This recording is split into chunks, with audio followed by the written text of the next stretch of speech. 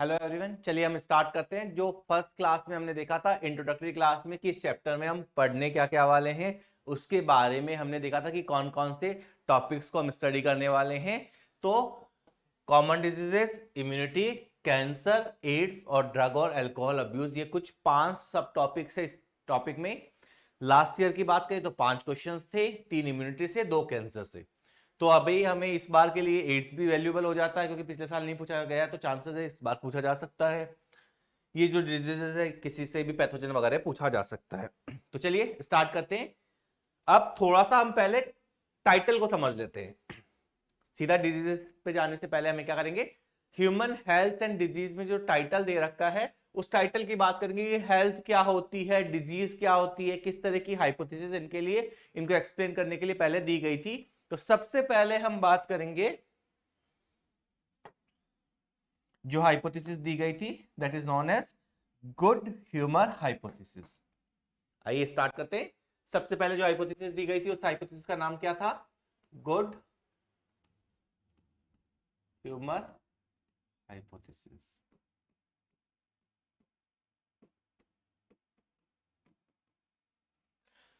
Good humour hypothesis की अगर हम बात करें तो गुड ह्यूमर हाइपोथेसिस क्या कहती है कि आपकी बॉडी में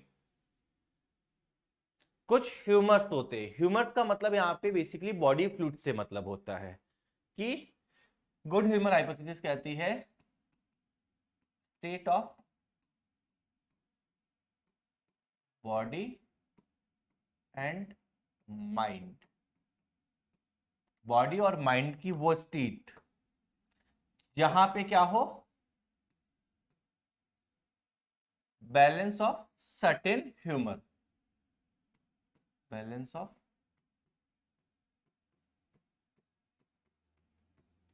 certain humours. Good humour hypothesis क्या बोलती है कि आपकी बॉडी और माइंड दोनों की वो स्टेट जहां पे कुछ ह्यूमर्स का बैलेंस हो, उस कंडीशन को हम बोलते हैं कि आप हेल्दी है। देखिए पहले हम समझते हैं ह्यूमर वर्ड का मतलब। ह्यूमर का मतलब होता है बॉडी फ्लूइड। क्या मतलब होता है, बॉडी फ्लूइड। बेसिकली इसीलिए जब आप बात करते हो एक्वायर्ड इम्यूनिटी में हमने 2 टाइप्स की बात की थी, एक ह्यूमरल इम्यूनिटी, एक सेल मेडिएटेड इम्यूनिटी। तो ह्यूमरल इम्यूनिटी हमने तब भी डिस्कस किया था कि ह्यूमरल इम्यूनिटी का मतलब ये होता है कि ऐसी इम्यूनिटी बेसिकली जो आपके बॉडी फ्लूइड्स की वजह से हो, क्योंकि ये एंटीबॉडीज की वजह से होती है और एंटीबॉडीज आपके प्लाज्मा में प्रेजेंट होती है, तो उसकी वजह से जो इम्यूनिटी आती है that is known as humoral immunity. क्योंकि हमने पढ़ा है ह्यूमर वर्ड का मतलब क्या होता है, बॉडी फ्लूइड। अब ये हाइपोथेसिस क्या कहती है कि अगर इन ह्यूमर्स का आपकी बॉडी में बैलेंस है, मतलब जिस प्रपोर्शन में ये होने चाहिए थे उसी प्रपोर्शन में है, तो आप क्या है, हेल्दी है। आप कैसे कंसीडर किए जाएंगे, हेल्दी कंसीडर किए जाएंगे। बट बाय चांस इन चीजों में इंबैलेंस हो गया, इन फ्रूट्स के बीच में क्या हो गया, इंबैलेंस हो गया, कोई ज्यादा हो गया कोई कम हो गया, तो आप अब हेल्दी नहीं रहे। उस कंडीशन को हम बोलते हैं डिजीज कंडीशन। कंडीशन को क्या बोलेंगे हम, डिजीज कंडीशन।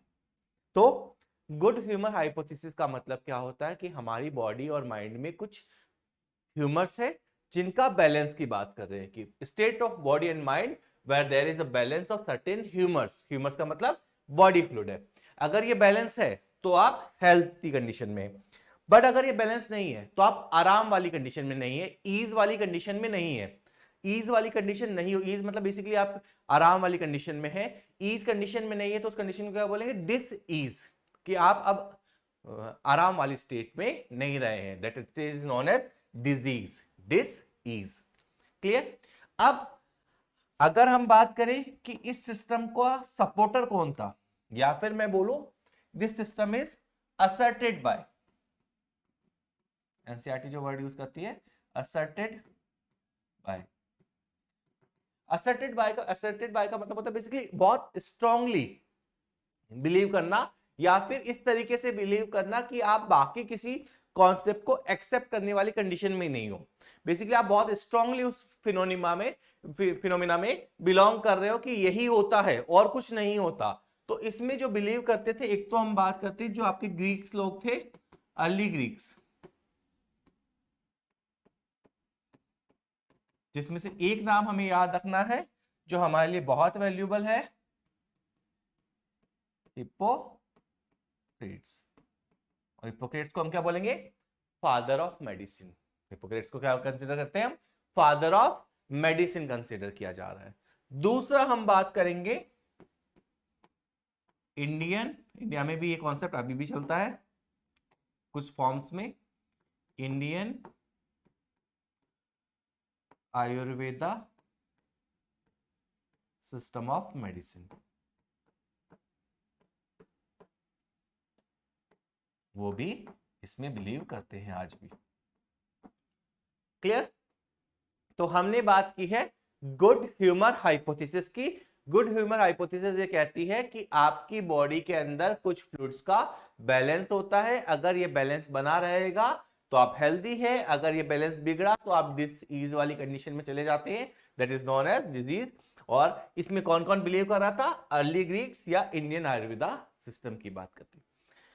अब देखो ये क्या बोलते हैं, इस कॉन्सेप्ट के अकॉर्डिंग अगर किसी के पास ब्लैक बाइल मिल रहा है, मतलब वॉमिट वगैरह में आपको ब्लैक बाइल वगैरह ऑब्जर्व हुआ है, या आपको ऑब्जर्वेशन में ब्लैक बाइल दिख रहा है, मतलब उस पर्सन की पर्सनैलिटी कैसी है? Hot personality. जैसे हम लोग भी इंडिया में अभी भी कई बार आपने सुना होगा, जो ओल्ड जनरेशन है उनसे पूछा जाता तो वो कई बार बोलते हैं कि इस चीज का नेचर ठंडा है, इस चीज का नेचर गर्म है। चाहे वो हो सकता है आप उसको ठंडा खा रहे हो, पर वो बोलते हैं कि इसका नेचर गर्म है, या फिर इस चीज का नेचर ठंडा है, ये बॉडी के लिए ठंडी है, ये बॉडी के लिए गर्म है। तो बेसिकली वो इसी कॉन्सेप्ट पे बेस्ड है। तो ब्लैक बाइल क्या बोलता है कि अगर किसी के पास ब्लैक बाइल है तो हॉट पर्सनैलिटी है, मतलब उसको क्या है? फीवर है। और ये जो कॉन्सेप्ट था based on pure reflective thoughts कि ऐसा होगा तो ऐसा होगा, मतलब ब्लैक बाइल है तो मतलब फीवर है। इसके पीछे का कोई साइंटिफिक बेस नहीं था। क्लियर? तो ये हमने बात की गुड ह्यूमर हाइपोथेसिस की। थोड़ा सा और हम इसको देख लेते हैं कि ब्लैक बाइल क्या होता है, कई बार बच्चों को कंफ्यूजन रहता है। अब जो हम कर रहे हैं वो थोड़ा सा इस सिस्टम को समझने की कोशिश कर रहे हैं, पर इतना डिटेल में आपको याद करने की जरूरत नहीं है।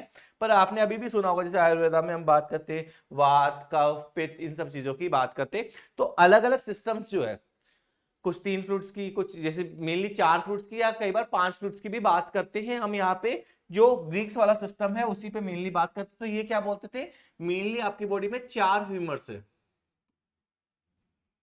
जो हम बात करें गुड ह्यूमर हाइपोथेसिस में कितने ह्यूमर्स की बात करेंगे? 4 ह्यूमर्स की बात करेंगे।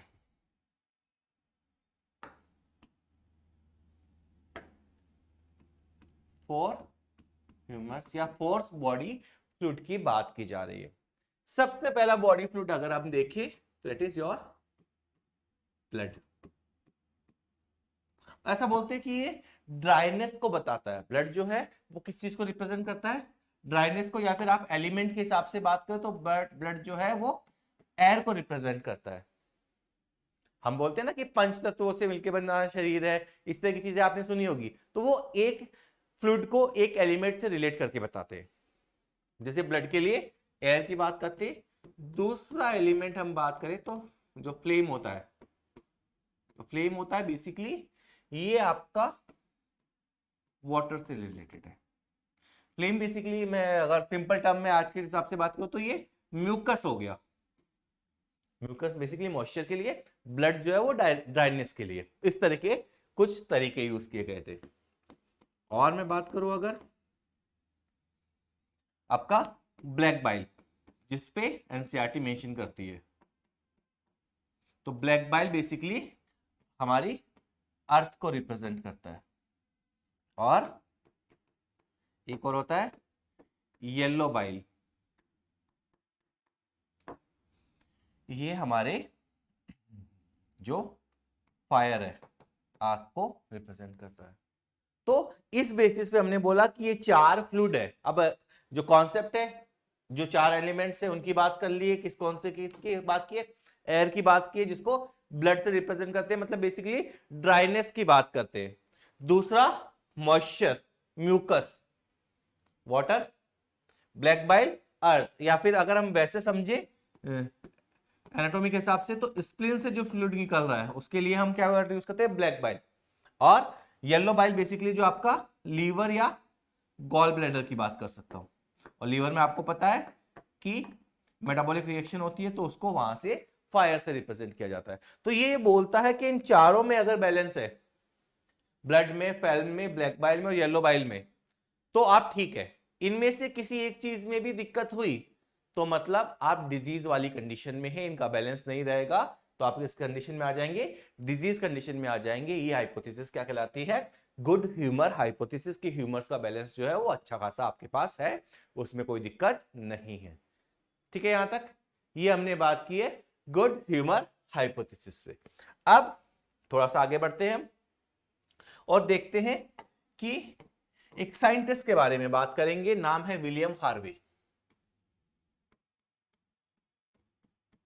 साइंटिस्ट का नाम क्या है, विलियम हार्वे। इन्होंने 2 वैल्यूबल काम किए।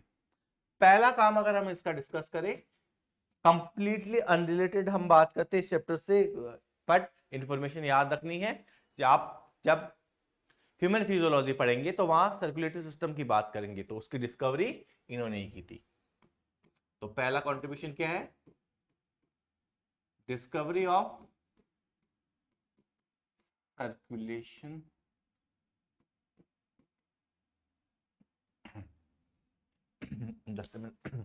डिस्कवरी ऑफ सर्कुलेटरी सिस्टम है, सर्कुलेशन, ब्लड सर्कुलेशन। हम सर्कुलेशन में भी कौन से ब्लड की बात कर रहे हैं बेसिकली, तो लिम्फ भी कंसिडर किया जा सकता है। तो हम सिंपली इनिशियल डेज में ब्लड की ही बात करते थे, तो वहां पे हम इसकी बात करें।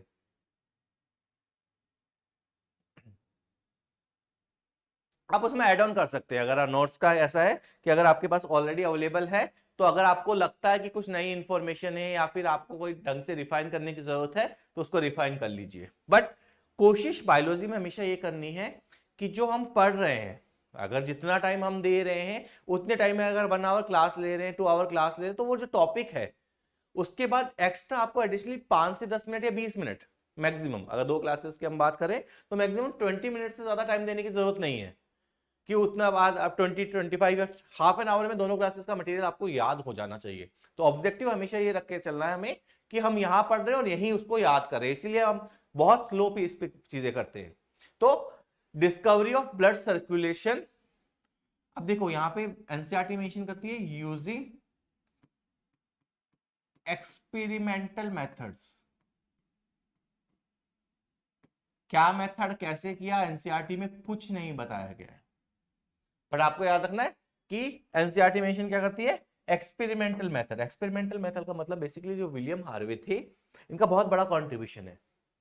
इन्होंने बेसिकली क्या किया, जो आपका फ्रॉग है स्पेशली, पहले फ्रॉग पे काम किया था, फ्रॉग के हार्ट की एनाटॉमी वगैरह पूरा इन्होंने स्टडी किया था। उसके बाद फ्रॉग के बाद ये हायर वर्टिब्रेट्स पे, रेप्टाइल्स पे भी गए थे, क्रोकोडाइल वगैरह की हार्ट भी इन्होंने स्टडी किए थे, और रेप्टाइल्स एवीज वगैरह की हार्ट भी इन्होंने स्टडी किए थे।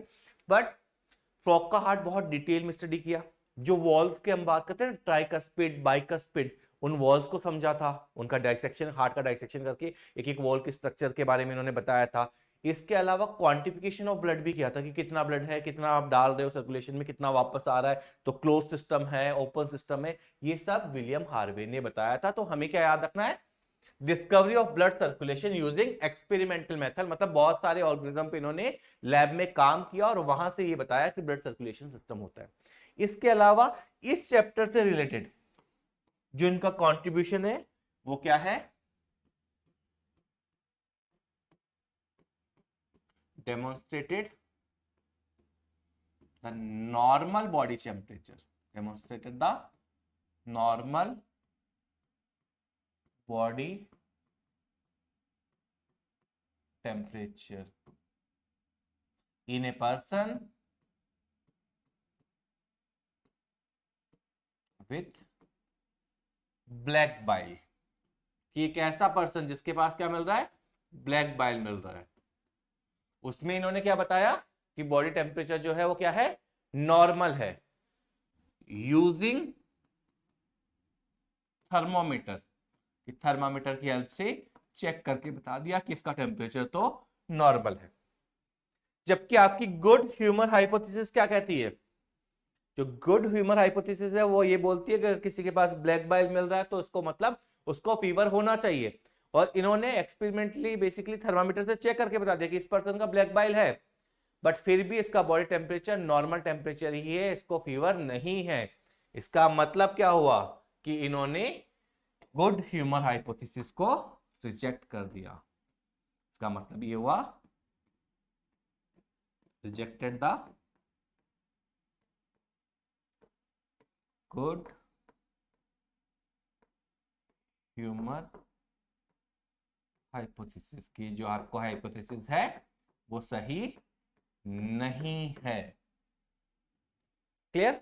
तो हमने क्या बात की अभी तक, अगर हम देखें, हमने एक टॉपिक पढ़ा है, छोटा सा टॉपिक है, गुड ह्यूमर हाइपोथेसिस क्या होती है। पहली चीज ये समझना है कि ह्यूमर का मतलब क्या होता है। ह्यूमर का मतलब होता है बॉडी फ्लूइड्स। ये हाइपोथेसिस ये कहती है कि अगर आपकी बॉडी में या वो स्टेट जहां पे आपकी बॉडी और माइंड में कुछ जो फ्लूइड्स है उनका प्रॉपर बैलेंस है तो आप हेल्दी है। अगर वो बैलेंस में दिक्कत हुई है, इम्बैलेंस हुआ है, तो आप डिजीज वाली कंडीशन में है। इसके अलावा इसको एक्सप्लेन करने के लिए इन्होंने ये भी बोला कि अगर किसी पर्सन के पास ब्लैक बाइल मिल रहा है, जो 4 बॉडी ह्यूमर्स की बात करते हैं उनमें से एक ह्यूमर कौन सा है, ब्लैक बाइल, कि अगर किसी के पास ब्लैक बाइल मिल रहा है, बेसिकली वॉमिट वगैरह में ब्लैक बाइल ऑब्जर्व हो रहा है, तो इसका मतलब उसको फीवर है। बट और इस सिस्टम में बिलीव कौन करता था, हिपोक्रेट्स। हिपोक्रेट्स के बारे में हम बहुत सारी बातें करने वाले हैं क्योंकि फादर ऑफ मेडिसिन है। प्लस इंडियन आयुर्वेदिक सिस्टम भी इस चीज में बिलीव करता है। बट एक साइंटिस्ट थे विलियम हार्वे, उन्होंने क्या बोला, 2 चीजें की। एक तो ब्लड सर्कुलेशन सिस्टम डिस्कस किया, वो एक अलग चीज हो गई। दूसरा उन्होंने एक ऐसा पर्सन देखा जिसके पास ब्लैक बाइल मिला, जिसके पास ब्लैक बाइल ऑब्जर्व हो रहा है, बट फिर उनका जब बॉडी टेम्परेचर चेक किया उन्होंने थर्मामीटर से, तो उसका बॉडी टेम्परेचर नॉर्मल था। तो इन्होंने बोला कि जो आपकी गुड ह्यूमर हाइपोथेसिस है वो सही नहीं है। ठीक है, तो इन्होंने क्या किया, विलियम हार्वे ने इस पॉइंट के बेसिस पे रिजेक्ट कर दिया गुड ह्यूमर हाइपोथेसिस को। अगर आपसे पूछा जाए कि क्या क्या किया था, तो विलियम हार्वे से रिलेटेड 2 पॉइंट्स हमें याद रखने। तो अब देखो होता क्या है, हम ये मानते हैं कि जो हमारा माइंड है वो 2 चीजों को कंट्रोल करता है। एक आपका न्यूरल सिस्टम जो कि फास्ट होता है। 2 सिस्टम क्यों है ये आप लोगों को आई गेस पता होगा, और जब हम ह्यूमन फिजियोलॉजी पढ़ेंगे तो इस पे बहुत डिटेल में भी डिस्कस करते हैं कि न्यूरल सिस्टम का एडवांटेज क्या है। न्यूरल सिस्टम का एडवांटेज क्या है कि फास्ट होता है। डिसएडवांटेज क्या है, पॉइंट टू पॉइंट कनेक्शन चाहिए, तो इतने सारे न्यूरॉन पॉसिबल नहीं है, एनर्जेटिकली बहुत एक्सपेंसिव हो जाता है। तो हम दूसरे सिस्टम की बात करते हैं, hormonal system, that is known as endocrine system. Second system क्या है हमारा, एंडोक्राइन सिस्टम। तो हम क्या कर रहे हैं बेसिकली कि जो हमारा माइंड है वो न्यूरल सिस्टम और एंडोक्राइन सिस्टम इन दोनों की हेल्प से हमारे इम्यून सिस्टम को रेगुलेट करता है। इसको रेगुलेट कर रहा है हमारे इम्यून सिस्टम को, और इम्यून सिस्टम हमारी हेल्थ को रेगुलेट करता है।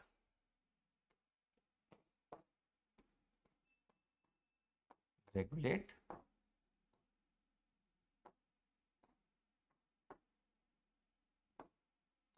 समझ आया यहां तक? तो हमने क्या बात की कि हमारा जो माइंड है वो न्यूरल सिस्टम और एंडोक्राइन सिस्टम की हेल्प से हमारे इम्यून सिस्टम को रेगुलेट करता है, और इम्यून सिस्टम क्या करेगा, हमारी हेल्थ को रेगुलेट करने का काम करेगा। ये हमने कुछ तरीके देखे जिसके थ्रू हम हेल्थ को रेगुलेट करते हैं। न्यूरल सिस्टम, 2 सिस्टम की जरूरत क्यों पड़ी ये आप ह्यूमन फिजियोलॉजी में ऑलरेडी पढ़ चुके हो, और आपको पता है कि न्यूरल सिस्टम जो होता है वो काफी फास्ट होता है, पर एंडोक्राइन सिस्टम थोड़ा सा स्लो सिस्टम है।